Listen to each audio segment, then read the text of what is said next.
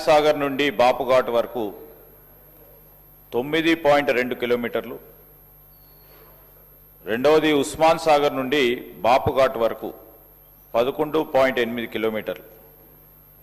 B ప్రశ్నకు సమాధానం మొదటి దశలో ప్రాజెక్ట్ అంచనా వ్యయం సుమారు 6,500 నుంచి 7,000 కోట్లుగా ఉంది అధ్యక్ష.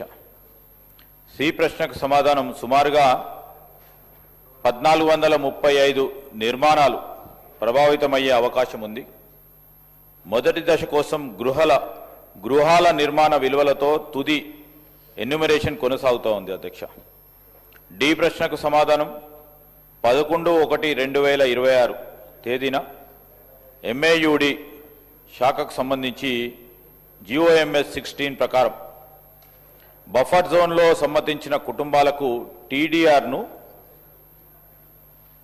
పబ్లికేషన్ చేయడం జరిగింది అధ్యక్ష. అంతేకాక 2013 RFCTLARR చట్టం ప్రకారం అవసరమైన భూసేకరణ సహాయ పునరావాసాలు ఉంటాయి అధ్యక్ష.